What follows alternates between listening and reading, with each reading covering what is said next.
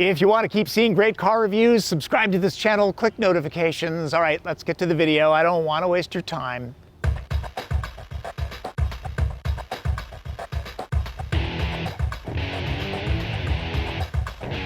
With its mid-engine layout and sheet metal that appears to be stretched taut over the bones of a supermodel, Porsche's 718 Cayman appeals to all five senses. Okay, maybe not taste, and some would argue that the current generation doesn't deliver on the audible experience because it switched from a flat six engine to a turbocharged 4. The GT4 rectifies that. Praise the car gods and pass the gasoline, this potent two-seater has a 4-liter naturally aspirated six-banger and a wing big enough to hang your laundry on if you didn't notice. I can't tell you the number of times I heard enthusiasts grouse, I would have bought a Cayman except for I can't get a flat six anymore. Well, wish granted, put up or shut up, Porsche has given us a gift here. But in order for the company to keep making things like this, people need to buy them. So scamper on down to your Porsche dealership and snap one up, okay? At least those of you who can afford one, GT4 starts at just over 100 grand. The six-cylinder is also available in the less caffeinated GTS 4.0, so you know. This GT4 has a few options, including carbon fiber shell seats that hug like your over-affectionate auntie, those are $5,900. Dual-zone climate, Apple CarPlay, and integrated navigation boost the asking price to $110,600. And that kind of seems like a bargain. Keep in mind that kind of coin buys a Chevy C8 Corvette and a Trailblazer for the spouse, both fully loaded, but the waiting list is very long for the vet at the moment. If you want everything that the Cayman GT4 has to offer but want the sun on your shoulders, the 718 Spyder is your ride. Chances are you're here for the motor, so let's get to that. It's a 4-liter Boxer mounted midship. I would have to take the car apart to show it to you, but it's tucked nicely under here. Tuned for more power than the GTS 4.0, it makes 414 horsepower and 309 pound-feet of torque on specified premium gasoline. And the all-new exhaust system sounds glorious. Not just the exhaust bar in normal and sport mode,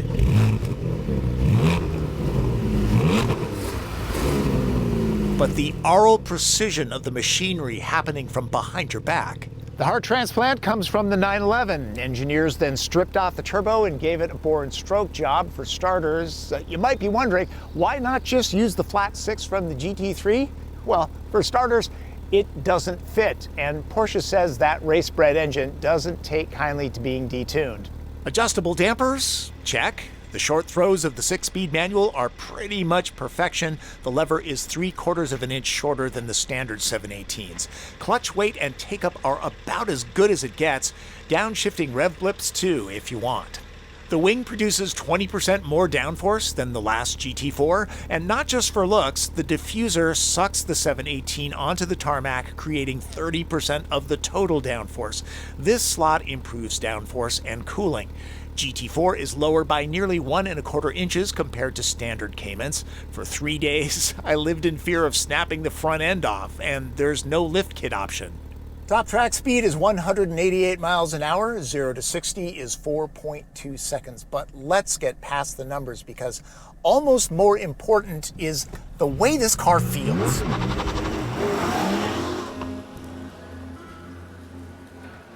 Pretty sure Porsche is conservative on the launch time. First of all, the engine sound comes from behind me, and that makes me happy. Second of all, it sounds terrific.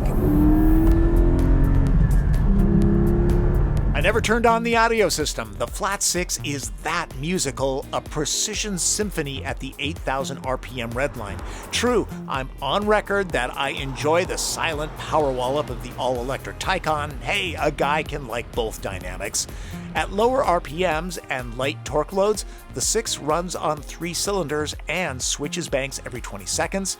I tried to detect it happening and couldn't. And then there's the fact that the GT4 feels incredibly analog, like a machine. I mean that in the best sort of way. Haven't driven a car like this in a long, long time. Sure do miss it. GT4's front axle is from the 2018 911 GT3. The rear axle is GT4 specific. It's also on the Spyder. A mechanical limited slip differential with Porsche torque vectoring is standard. The capabilities of this car are so lofty, there's no way to explore the limits on public roads. Point it where you want to go, and you're there with no drama at all. Ride quality is pretty firm, as you would imagine. If you're used to sports cars, then yes, this could be a daily driver. Put it into sport mode, and it gets pretty brutal. That setting's pretty much for the track. People looking for more livability will probably find the 718 GTS 4.0 to be more humane on the backside, with nearly the same thrust and soundtrack.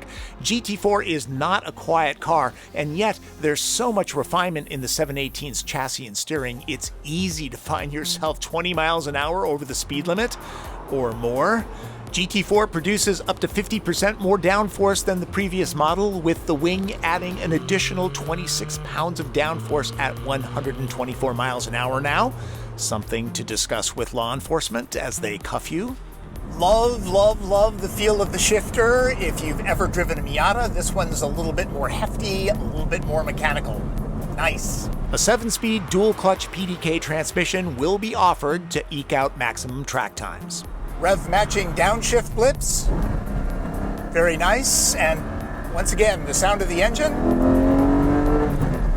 Lovely.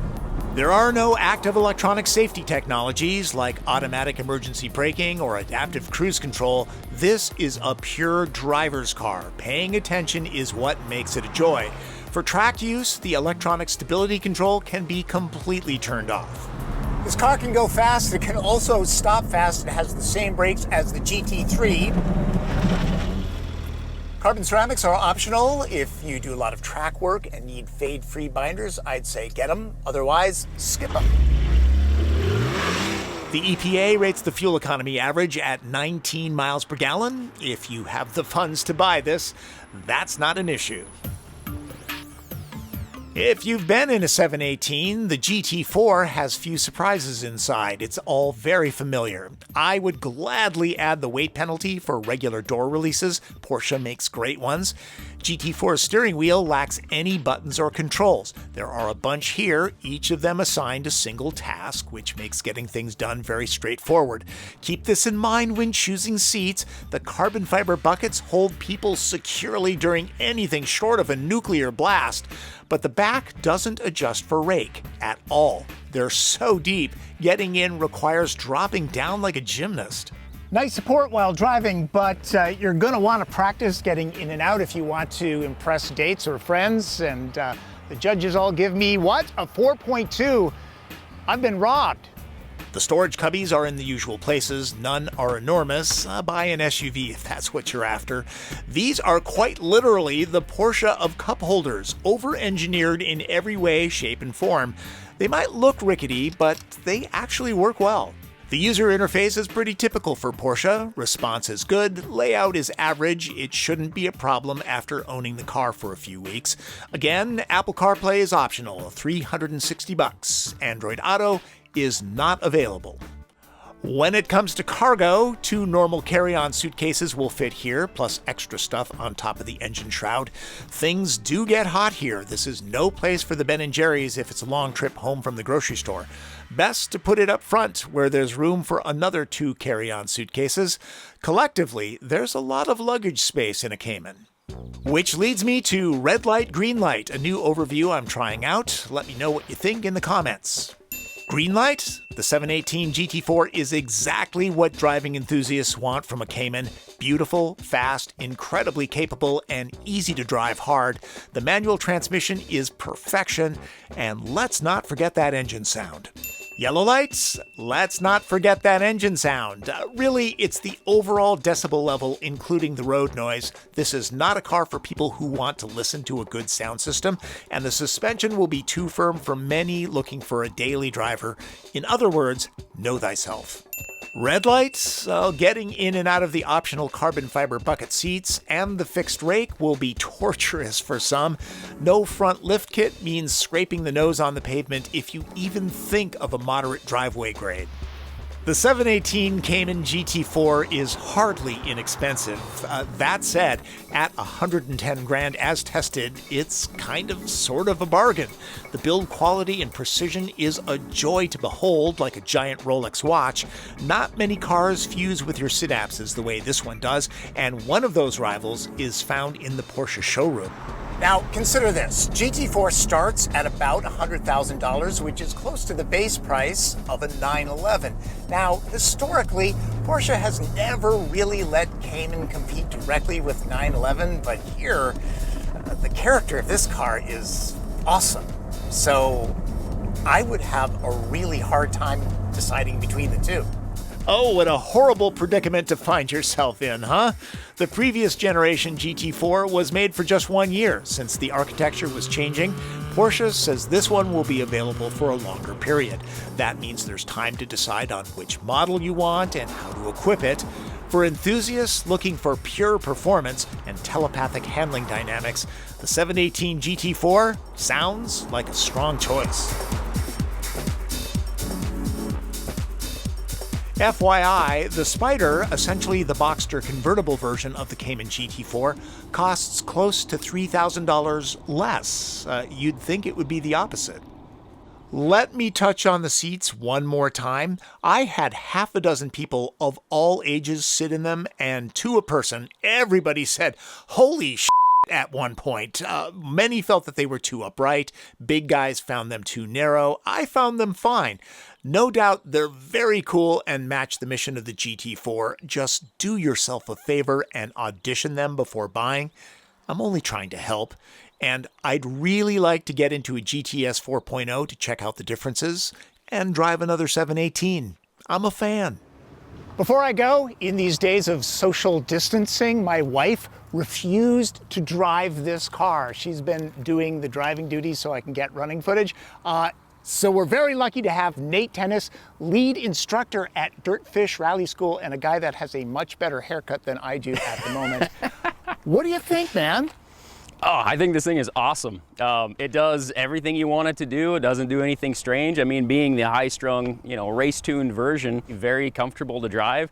It does everything you want it to do and goes where you point it. Yeah, definitely. Lots of fun. We do need to make more money, don't we? I think so. Yeah. So Nate can make more money.